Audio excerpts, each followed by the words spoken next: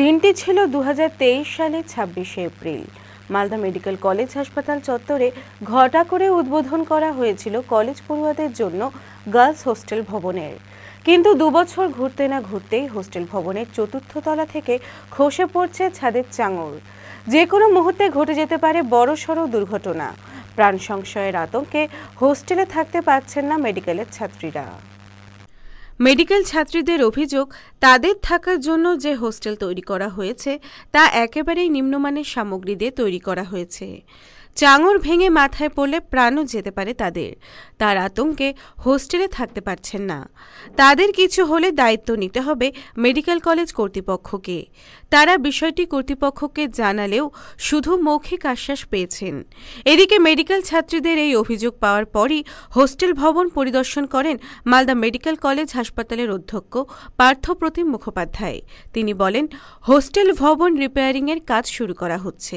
তার পাশাপাশি ছাত্রীদের অন্যত্র সরানোর ব্যবস্থা করা হচ্ছে।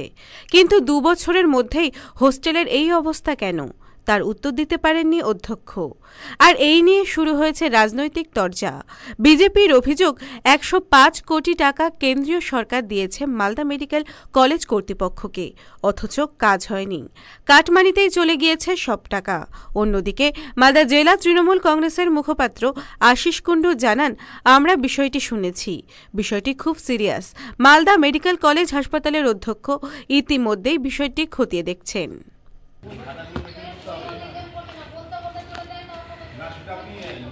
আমাদের মালদা মেডিকেল কলেজে মেইন গার্লস হস্টেল, যেটা 2 বছর থেকে ফাংশনাল, সেখানে কাল সন্ধে 6টায় হস্টেলের 4th ফ্লোরের ছাদ ভেঙে খসে নিচে পড়ে যায়।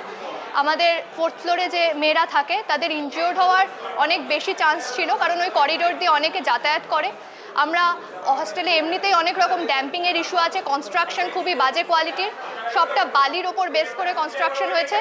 তো আমরা অথরিটির কাছে অ্যাপ্রোচ করেছি যাতে ইমিডিয়েটলি ইভ্যাকুয়েট করা হয় 4th ফ্লোর।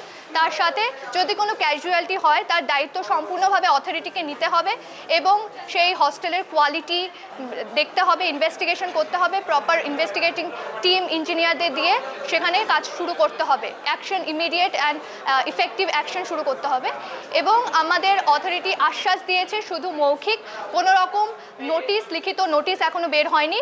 আমাদের অবস্থান বিক্ষোভ চলছে, যেহেতু আমাদের মেয়েদের লাইফ এখানে রিস্ক রয়েছে।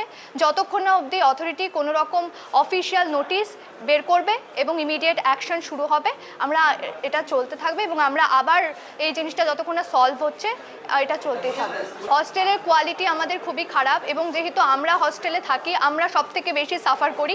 আমরা অথরিটির কাছে অ্যাপ্রোচ করেছি, কিন্তু অথরিটির থেকে শুধু আমরা মৌখিক আশ্বাস পেয়েছি, কাজ এখনও কিছু শুরু হয়নি। শুধুমাত্র বালি আছে, আর কোনো সিমেন্ট বা প্রপার কনস্ট্রাকশনের যা ম্যাটেরিয়াল আছে সেগুলো প্রপারলি ইউজ করা হয়নি।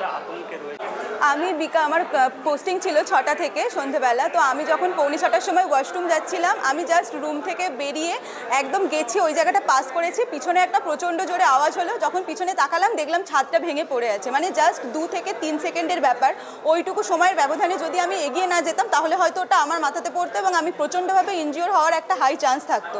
তো মানে প্রত্যেক দিন এরকম হচ্ছে, মানে এরকম না যে শুধু আজকে ছাদ ভেঙে পড়েছে, কোনোদিনও জানলা থেকে খসে পড়ছে সিমেন্ট, কখনো বাথরুমের দরজার সামনে থেকে খসে পড়ছে সিমেন্ট। মানে পুরো হস্টেলটা যে মেটেরিয়াল দিয়ে বানানো হয়েছে সেখানে শুধু বালি, না তো কোনো সিমেন্ট আছে না তো কিছু আছে। তো এবার এটা দিয়ে আমরা প্রচণ্ড আতঙ্কে আছি। আমরা চাইছি ইমিডিয়েট অথরিটি কোনো অ্যাকশন নিক এবং আমাদের কাছে মানে উনি শুধু মৌখিকভাবে বলেছেন যে হ্যাঁ আমরা করব, কিছু করব, কিন্তু কি করবেন কি না করবেন, আমাদের কোথায় শিফট করাবেন সেগুলো এখনও লিখিত আমরা হাতে পাইনি। যতক্ষণ না পর্যন্ত আমরা লিখিত নোটিশ হাতে পাচ্ছি ততক্ষণ এই অবস্থান বিক্ষোভ আমাদের চলবে। এটা 4th ফ্লোরে, আমার রুম নাম্বারের সামনে হয়েছে, মানে 406-এর সামনে। ওইখানে আমরা টোটাল 37 থেকে 38, মানে অ্যাপ্রক্সিমেটলি 40 ধরতে পারেন, ওই ফ্লোরে আছি আমরা।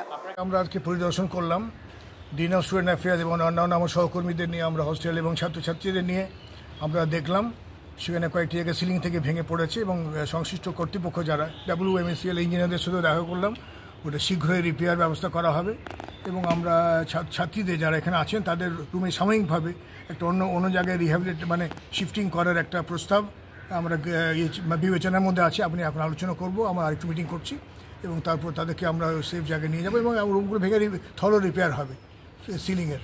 মাত্র প্রায় 2 বছরের বিল্ডিং, এখনই ভেঙে পড়ছে এরকম ভাবে, এটা নিয়ে কোনো তদন্ত বা কিছু হবে? নতুন নতুন বিল্ডিং এটা, হ্যাঁ, হয়তো তো এই যে ভেঙে পড়ছে সেটা কোনো টেকনিক্যাল বিষয় আছে, হয়তো ওনারা আলোচনা করবেন, ওনারা বলবেন, ইঞ্জিনিয়াররা বলবেন কী কারণ হয়। তবে আমাদের কয়েকটা সিলিংয়েও লিক হয়েছে, কয়েকটা জায়গায় ভেঙেছে, আমরা চেষ্টা করে দেখছি খতিয়ে, ওনারা বিষয়টি দেখবেন খতিয়ে। স্যার 2 বছরে বিল্ডিং এরকম হচ্ছে এবং সিমেন্ট নেই, বালি দেখা যাচ্ছে, বালির ভাগ বেশি। এই বিষয়ে বিশেষজ্ঞরা বলবেন। তোমার আমি মালদা টুডে।